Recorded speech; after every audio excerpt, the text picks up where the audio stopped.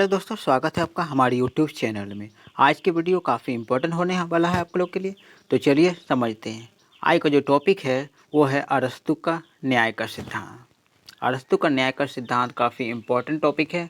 ठीक है, तो चलिए समझते हैं कि न्याय का मतलब अरस्तू के नज़र में क्या था। आज के समय में हम तो न्याय ये जानते हैं कि अधिकार को दिलाना। आज के समय का क्या है न्याय? अधिकार। जिस चीज़ का कोई भी व्यक्ति अधिकार होता है उस अधिकार को दिला देते हैं तो वह न्याय होता है। ठीक है, तो अरस्तू के समय का न्याय इससे थोड़ा सा डिफरेंस था। क्या डिफरेंस था? अरस्तू ये कहते थे कि हर आदमी के लिए न्याय वो होता है कि उसका समाज के प्रति क्या योगदान है। जिस व्यक्ति का समाज में अच्छा योगदान होगा उसे उसे उतना सम्मान मिलेगा और वो होता है उसके लिए न्याय। ठीक है, तो चलिए ये और समझते हैं लिटरेचर से। अरस्तू का न्याय का सिद्धांत एक केंद्रीय धारणा के इर्द गिर्द बना है। न्याय का मतलब है कि लोगों को वह देना जिसके वह हकदार है।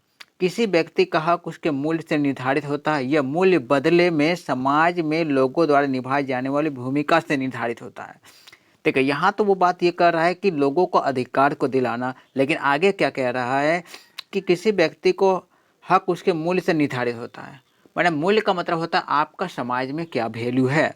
यह मूल्य बदले में समाज क्या करता है? आपको इज्जत देता है। आपका समाज में बहुत अच्छा रोल है, लोगों के लिए अच्छा काम करते हैं तो समाज आपको इज्जत देता है, तो वो आपके लिए एक तरीक़ा से न्याय हो जाता है।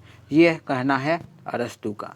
ठीक है, समाज में किसी को क्या भूमिका निभाना चाहिए यह चुनने का स्वीकार्य तरीका लोगों के गुणों से निर्धारित होता है। आप अच्छे लोग हैं, आपके गुण अच्छे हैं, तो आपका समाज के प्रति, समाज के लिए क्या काम करते हैं वो आपके गुण के आधार पर निर्धारित होता है। अरस्तू ने गुण को एक स्थिति और एक अवस्था के रूप में परिभाषित किया है, चाहे वह अच्छी हो या बुरी, जिसे व्यक्ति अपने कार्यों और प्रतिक्रिया के विरुद्ध चुनता है। ठीक है, यानी कि किसी भी व्यक्ति का गुण जो होता है, एक व्यक्ति को गुण अच्छा और बुरा उसके गुण के आधार पर निर्धारित होता है। और न्याय तभी कहेंगे जब उसका समाज के प्रति अच्छा भूमिका होता है, अच्छा रोल होता है, भलाई का काम करता है। ठीक है, गुण एक राज्य सम्राट है, यानी कि वह कारण जो किसी व्यक्ति को उसके कार्यों को अच्छा बनाता है। ठीक है, तो अब समझते हैं कि न्याय को, जो अरस्तू का न्याय में जो होता है वो क्या क्या बातें शामिल होता है। तो पहला बात शामिल होता है लोगों के बीच समानता। न्याय कब कहेंगे? लोगों का अब किसी क्या कब न्याय मिला? तब आप सब जब व्यक्ति को दूसरों के बराबर समझा जाएगा, ऊंचा नीचा नहीं समझा जाएगा, समान व्यवहार किया जाएगा। ठीक है, अरस्तू का मानना है कि समान लोगों के साथ समान व्यवहार किया जाना चाहिए, इसलिए समान लोगों को समान चीज़ें भी सौंपी जाना चाहिए।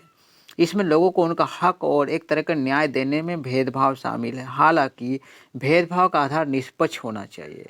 कभी भी कोई भी भेदभाव जब होता है, ऊंच नीच भेदभाव, उस आधार पर कहेंगे कि उसका गुण क्या है। अब भेदभाव करेंगे तो उसका खराब गुण है तब तो उसका भेदभाव होगा, उस जगह में भेदभाव हो सकता है। इस तर्क के अनुसार एक कार्यकर्ता को बढ़ावा देना जो कानूनी सहायता से अधिक सुलभ बनाना चाहता है, उसे दूसरे पर वरीयता नहीं दिया जाना चाहिए जो केवल पैसा कमाना चाहता है।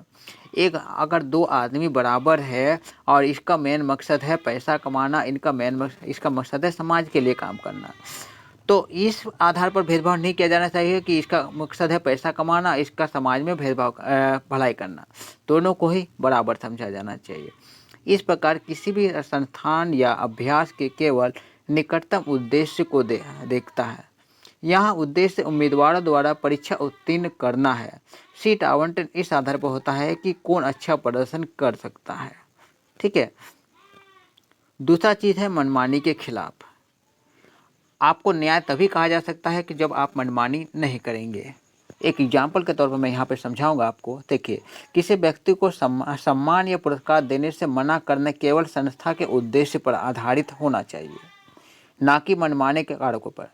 कोई भी संस्था आपको पुरस्कार दे रहा है, ठीक है, पुरस्कार दे रहा है तो वो पुरस्कार आपके गुणों के आधार पर दिया कि आपने क्या अच्छा काम किया, उस गुणों पर आपको पुरस्कार देगा।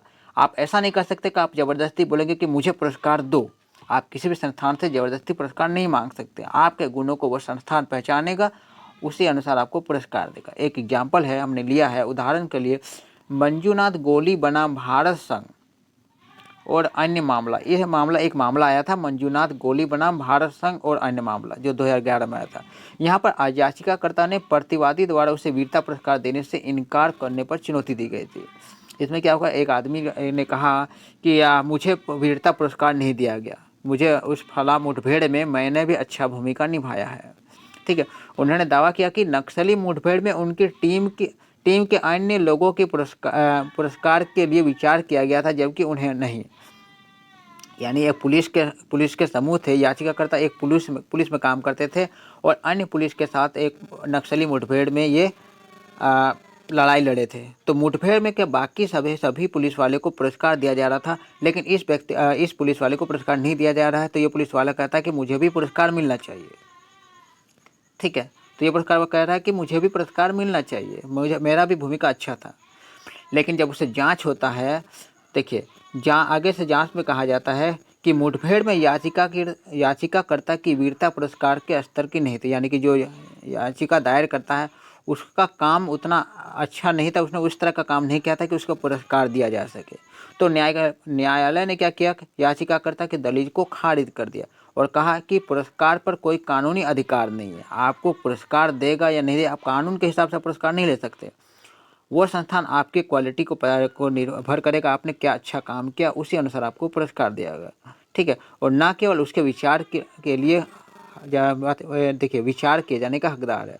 ये अरस्तु का न्याय अवधारणा है। मतलब ये कह रहा है कि आप अच्छे काम किए तो पुरस्कार आपको अच्छे से मिलेगा, ज़बरदस्ती आप पुरस्कार नहीं ले सकते। ठीक है, तो पुरस्कार का उद्देश्य क्या होता है, मैदान में बहादुरी का सम्मान करना है, ना कि कार्य के परिणाम, यानी उच्च प्रोफाइल लक्ष्यों को खत्म करना। तो ये चीज़ हो गया। उसके बाद है कानून की सकारात्मक भूमिका। न्याय में सबसे बड़ा जो भूमिका होता है वो कानून का होता है, क्योंकि कानून ही न्याय देता है जब किसी के साथ अन्याय होता है या फिर अधिकार का हनन होता है। अरस्तु का मानना था कि कानून सिर्फ लोगों के एक दूसरे के खिलाफ अधिकारों की रक्षा करने वाला नहीं होना चाहिए। कानून सिर्फ अधिकारों की रक्षा करने वाला नहीं होना चाहिए, अरस्तु कह रहा है। सिर्फ अन्याय को रोकने वाला नहीं होना चाहिए, उनकी सकारात्मक भूमिका भी होना चाहिए। यानी उसकी अच्छा भूमिका भी होना चाहिए, रोकना नहीं है उसको। अच्छी भूमिका से हमारा तात्पर्य क्या है कि बातचीत द्वारा सुलझाना, व्यवहार द्वारा सुलझाना। सामाजिक और राजनीतिक समुदाय में बातचीत हमारी क्षमता की पूर्ण प्राप्ति और अच्छे जीवन के लिए सबसे अच्छा तरीका है। यानी कि कानून एक रास्ता खोलना चाहिए कानून को, ताकि बातचीत भी हो सके। कहीं किसी का कानून का अधिकार का उल्लंघन कर रहा है अधिकार का, तो कानून को एक रास्ता खोलना चाहिए कि दोनों के बीच बातचीत किया जाए, बातचीत करके मामला को सुलझा जाए।